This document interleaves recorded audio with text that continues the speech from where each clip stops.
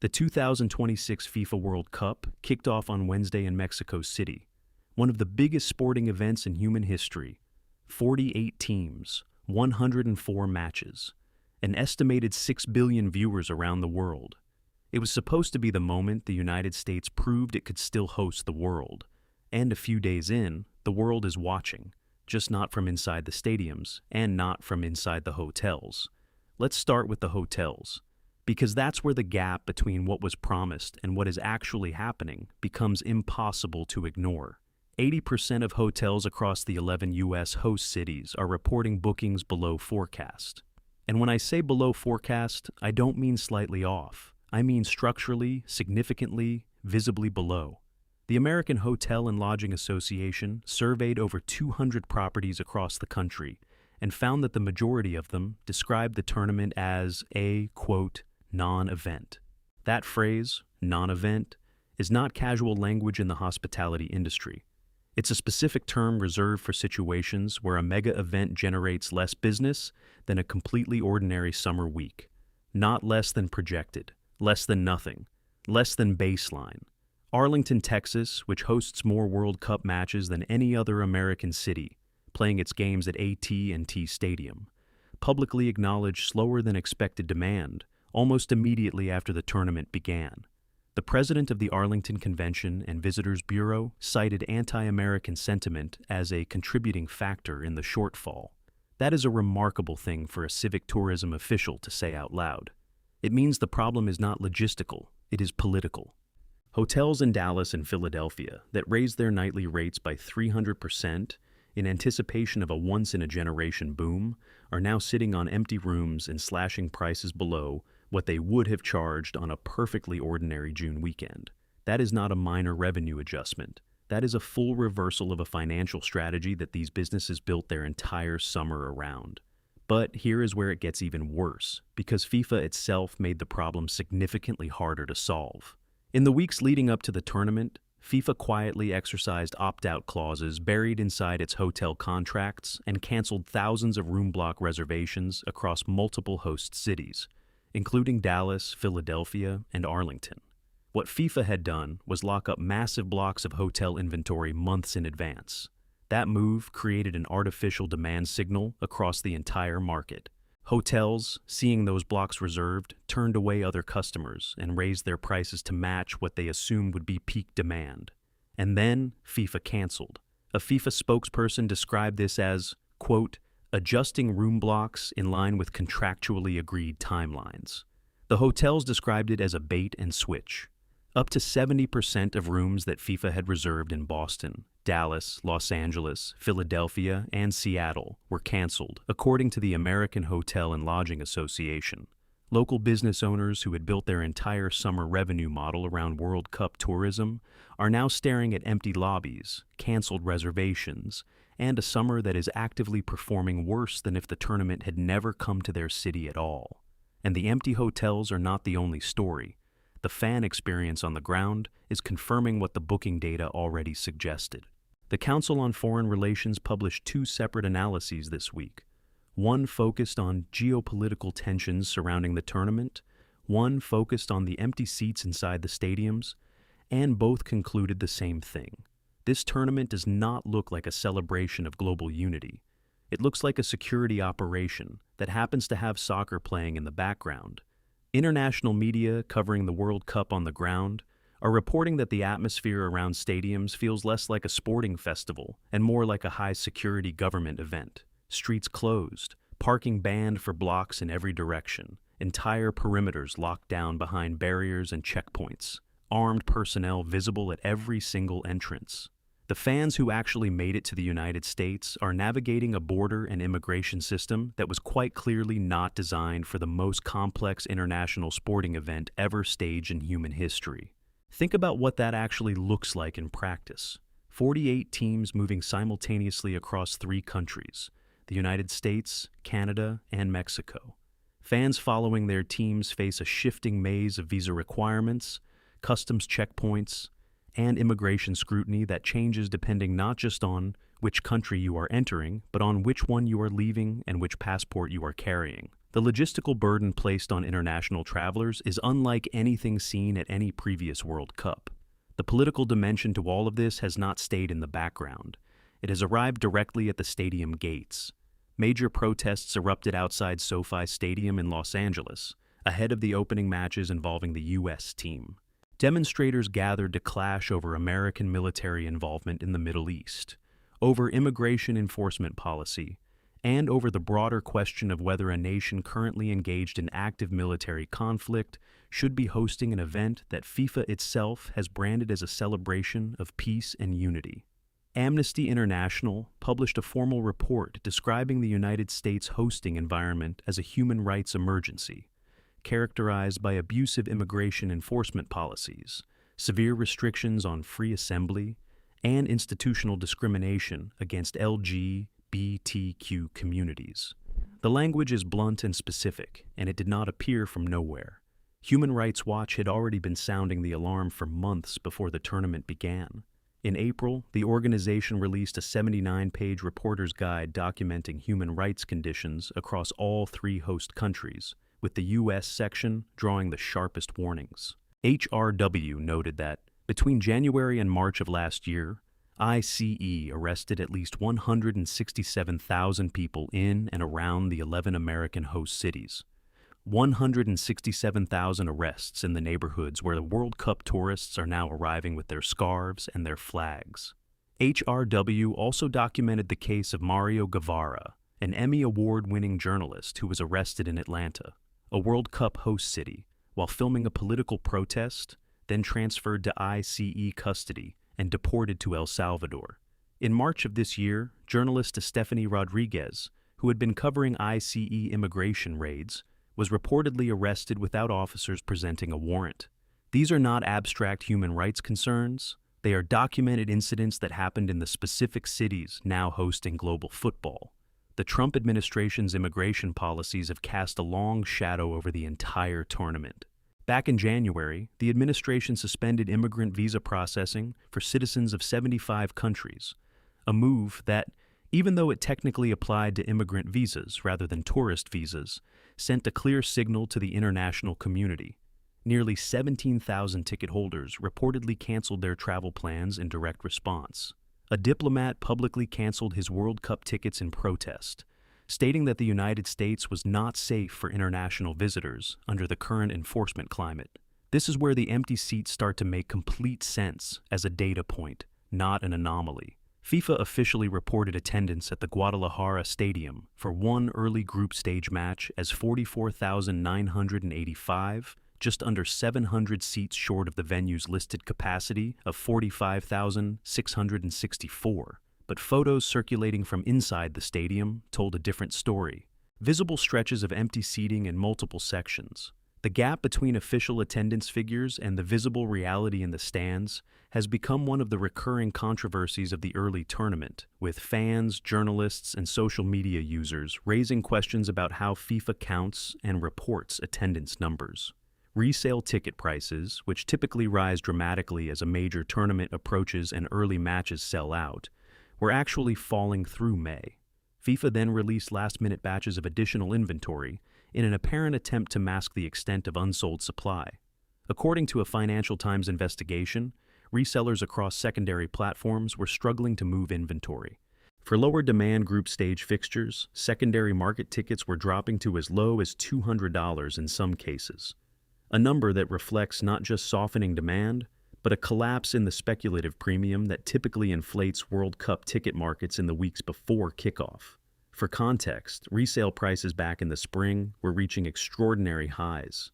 Tickets for the opening match on June 11th at Mexico City's Estadio Azteca were listed on some platforms for $77,000. Viagogo was offering the opening match at above $56,000 per ticket for high-end inventory.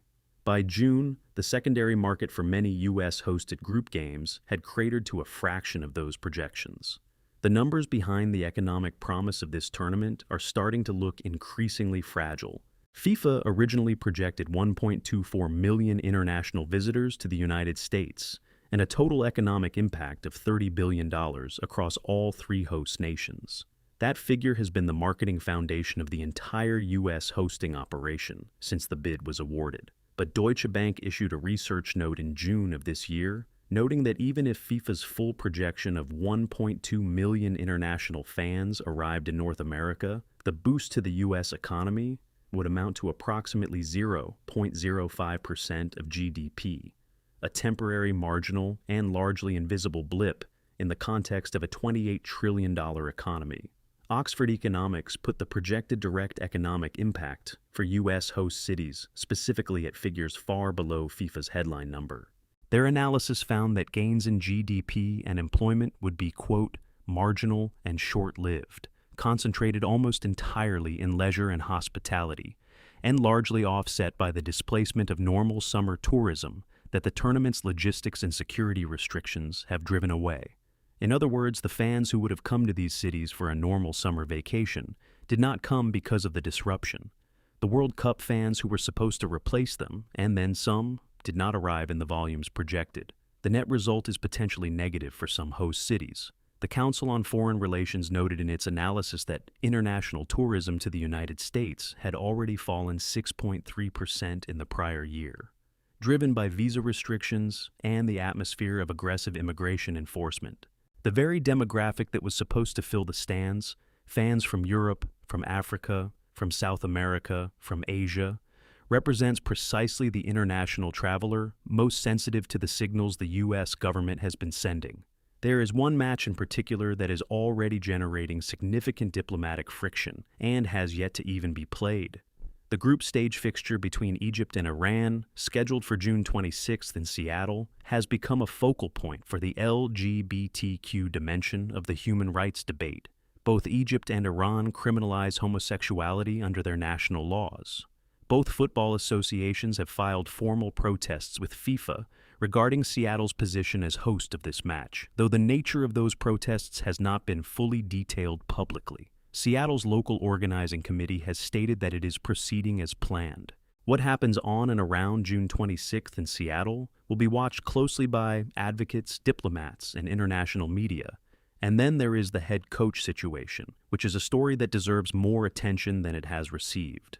Mauricio Pochettino, the Argentine manager who has been leading the United States men's national team through World Cup qualification and into this tournament, reportedly reached a pre-agreement with AC Milan before a single ball was kicked.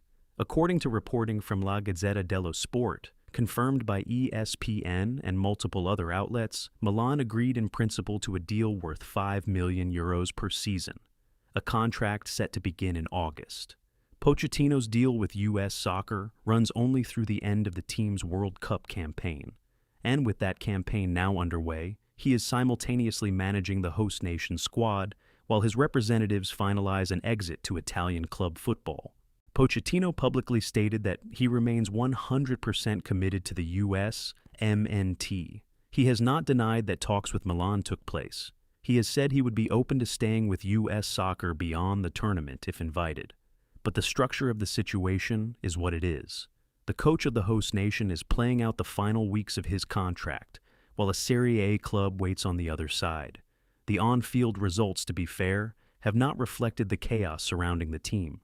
The United States opened their World Cup campaign with a 4-1 victory over Paraguay in Los Angeles. Folarin Balogun scored twice. Christian Pulisic was outstanding, controlling the game against a backline that had no answer for his pace and movement. The 7th-minute goal set the tone early, and the final scoreline was convincing. That result is genuinely good. The players on that pitch have spent their entire careers working toward this moment, and they earned the victory. But the context surrounding that win is almost surreal when you step back and look at it whole. The United States team beat Paraguay by 3 goals inside a stadium surrounded by political protesters. 80% of the host city's hotels were emptier than they would have been on a normal summer weekend. Their own coach was days away from completing a move to Italian club football. The economic boom the city had been promised had not arrived. That is not what home advantage looks like. That is a group of athletes performing at the highest level in spite of the structural dysfunction surrounding them, not because of any organizational support beneath their feet. The U.S. team subsequently defeated Australia 2-1 in Colorado, with Jordan Boss opening the scoring in the 19th minute before the Americans came back to win. 2 wins from 2 matches puts the United States in a strong position in their group. The football is happening. The results are coming. The players are delivering. But the story playing out in the hotels, at the borders, in the political protests, in the resale market, and in the diplomatic protests over upcoming fixtures is running on a completely separate track, and it is the louder story of this tournament so far. The predictions made in earlier coverage, empty hotels, economic underperformance, immigration barriers suppressing international attendance, political tensions materializing at stadium perimeters, are not predictions anymore. They are things that are now visible on camera, reported by international media, confirmed by data from the hotel industry, and documented by human rights organizations. The economic impact of the 2026 World Cup in the United States is now widely projected to come in at less than half of FIFA's original $30 billion headline figure. International attendance will likely fall at least 20% below the 1.24 million forecast. The hotel industry in multiple host cities is on track to record a net loss compared to what a normal summer would have generated. Oxford Economics described gains as marginal. Deutsche Bank said the GDP impact would be nearly invisible in macroeconomic terms. FIFA, for its part, has continued to project official optimism. FIFA President Gianni Infantino, who was present at early matches including the Guadalajara fixture, where empty seats generated renewed scrutiny, and has described the tournament as a success in progress. FIFA's official communications have emphasized television viewership numbers, global audience projections, and the historic scale of the expanded 48-team format. The gap between the organization's public messaging and the ground-level reality being reported from inside the host cities is substantial and growing. The geopolitical dimension of this tournament extends beyond U.S. borders as well. The 3-country hosting arrangement, United States, Canada, and Mexico, was itself a political statement, an attempt to use the World Cup as a demonstration of North American partnership. But the relationship between the 3 countries has been complicated in the period since the bid was awarded. Trade tensions, tariff disputes, and shifting diplomatic dynamics between Washington and both Ottawa and Mexico City have created friction in the background of what was supposed to be a seamless tri-national celebration of the beautiful game. Fans crossing between host nations face a logistical puzzle that has no precedent in World Cup history. A supporter following their team from a group stage game in Mexico through a round of 16 match in a U.S. city and potentially into a quarterfinal in Canada faces 3 separate immigration processes, 3 different security environments, and 3 different sets of rules around what they can carry, wear, and say at a match. For fans from countries with complex relationships with any of the 3 host nations' immigration authorities, the practical barriers are not trivial. The Pride match situation reflects a broader tension that FIFA has never successfully resolved in the history of major tournament hosting. The organization's human rights commitments, made during the bid process, sit in structural tension with the reality of which countries qualify for and participate in the tournament. Egypt and Iran are both in the group stage. Both countries criminalize same-sex relationships. Their match is scheduled for Seattle, a city with one of the most visible and politically active LGBTQ communities in the United States. The organizing committee says it is proceeding. The football associations have filed protests. What those protests mean in practice, whether they affect player conduct, team statements, or match day protocols, remains to be clarified publicly before June 26th. The broader question this tournament is raising, a question that will shape the conversation around future World Cups in authoritarian, adjacent, or politically polarized host environments, is whether FIFA's model of treating a mega event as a geopolitically neutral sporting occasion is still viable in an era when politics arrives at the stadium gate, whether invited or not. The tournament has barely started. 48 teams still have most of their matches ahead of them. The knockout rounds have not begun. The economic data will keep accumulating. The protests will continue. The diplomatic frictions will not resolve themselves before the final whistle in July. What is already clear, after less than a week of play, is that the 2026 FIFA World Cup is not the event that was promised.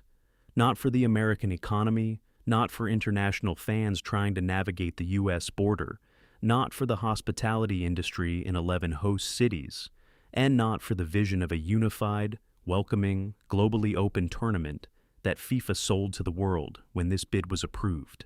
The gap between what was promised and what is being delivered is now on camera, documented, and visible to every one of those 6 billion viewers watching at home.